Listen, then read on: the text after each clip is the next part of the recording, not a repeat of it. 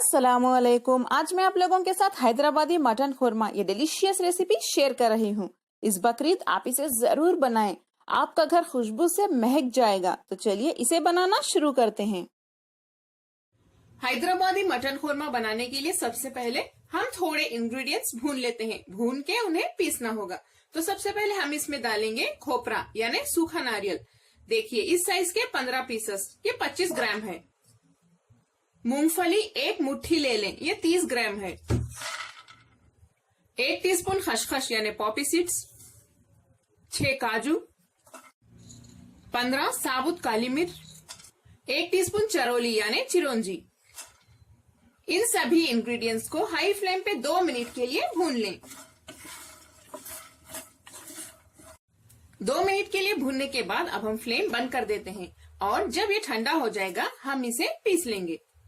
पहले आप इन्हें बिना पानी डाले पीसिए।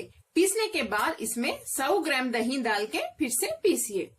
दही के साथ आपको इसे एक बारीक पेस्ट की तरह पीसना होगा। पिसा हुआ पेस्ट अब तैयार है। चलिए रेसिपी के नेक्स्ट स्टेप की ओर हम बढ़ते हैं।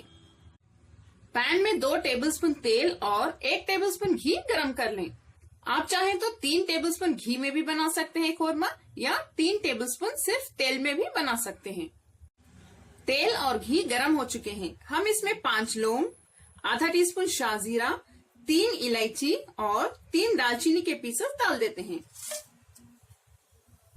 मीडियम फ्लेम पे इन्हें सॉटे कर लें 30 सेकेंड के लिए।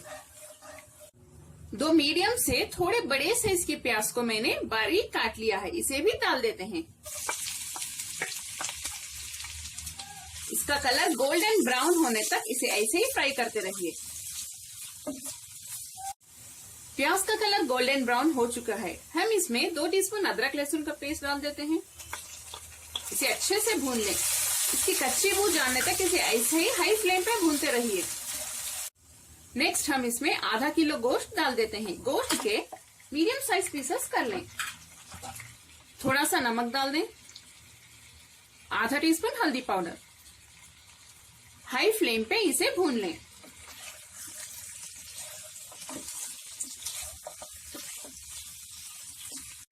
गोश्त को मैंने मीडियम फ्लेम पे 5 मिनट के लिए अच्छे से भून लिया है। अब हम इसमें आधा कप पानी डाल देते हैं। फ्लेम को अब हाई पे रख दें। जब ये पकना स्टार्ट हो जाए फ्लेम को लो पे रख दें। लो फ्लेम पे प्याज अच्छे से स्मूथ होने तक हम इसे ऐसे ही पकाएंगे। तब तक गोश्त भी हमारा 50 to 60% गल जाएगा। अगर आप प्रेशर कुकर यूज कर रहे हैं तो हाई फ्लेम पे 3 विजिल यानी 3 सीटी आने दें। गोश्त हमारा 50 to 60% गल चुका है और प्याज भी देखिए अच्छे से सॉफ्ट हो गई है हमारी। देखिए हाई फ्लेम पे मैं इसे थोड़ा सा भून लेती हूँ। जब आप एक खुरमा खाएंगे तो प्याज के पीसेस आपके मुंह में नहीं आएंगे। इस तरह से करने से इसे अच्छे से भूनने के बाद फ्लेम को लो पे रख दें और हम इसमें डालेंगे आधा टीस्पून जीरा पाउडर, धनिया पाउडर 1 टीस्पून, 2 टीस्पून लाल मिर्च पाउडर। लाल मिर्च पाउडर आप अपने टेस्ट के हिसाब से डाल लें। लो फ्लेम पे ही इसे मिक्स कर लेते हैं।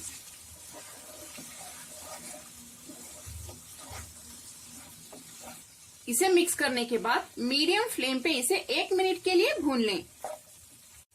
इसे अच्छे से भूनने के बाद हम इसमें ये पिसा हुआ मसाला पेस्ट डाल देते हैं।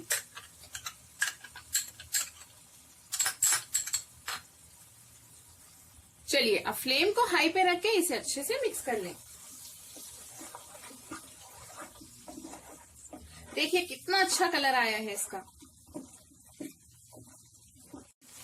हाई फ्लेम पे 1 मिनट के लिए भूनने के बाद अब मैं फ्लेम को लो कर देती हूँ और लो फ्लेम पे हम इसे 5 मिनट के लिए भूनेंगे। इसे इसी तरह से मिक्स करते रहिए वरना नीचे से ये पकड़ लेंगे। इस तरह से भूनने से मसालों की जो भी कच्ची बू यानी रॉ स्मेल है वो चली जाएगी और तेल भी साइड्स में अच्छे से नजर आएगा। 5 मिनट के लिए भूनने के बाद हम इसमें पानी डाल देते हैं। मैं यहाँ पे 2 कप पानी डाल रही हूँ। फ्लेम को हाई पे रखते हैं। हम इसमें थोड़े से धनिया और पुदीने के पत्ते डाल देते हैं और 5 हरी मिर्च आधा टीस्पून गरम मसाला पाउडर यानी स्पाइस पाउडर। इसे अच्छे से मिक्स कर लेते हैं। इस वक्त आप नमक चेक कर लें, अगर आपको नमक कम लगा तो थोड़ा डाल दें। मैं यहाँ थोड़ा सा डाल रही हूँ। ग्रेवी हमारी अच्छे से पक रही है। अब मैं फ्लेम को लो पे रख देती हूँ और गोश्त हमारा अच्छे से गलने तक इसे ऐसे ही लो फ्लेम पे हम पकाएंगे। इस पे लिड बंद कर दें। गोश्त हमारा अच्छे से गल चुका है और हैदराबादी मटन खुरमा भी अब तैयार है। देखिए कितना टेस्टी लग रहा है। आप इसे पुलाव के साथ खाइए, बहुत मजा आएगा आपको। कमेंट्स में जरूर बताएं आपको मेरी आज की रेसिपी कैसी लगी। अगर आपको मेरी रेसिपी पसंद आई तो प्लीज मेरे चैनल कुक विद फेम को सब्सक्राइब करें और बेल आइकॉन भी प्रेस कर दें। लाइक करें और इस वीडियो को अपने फैमिली और फ्रेंड्स के साथ शेयर करें। अस्सलाम वालेकुम।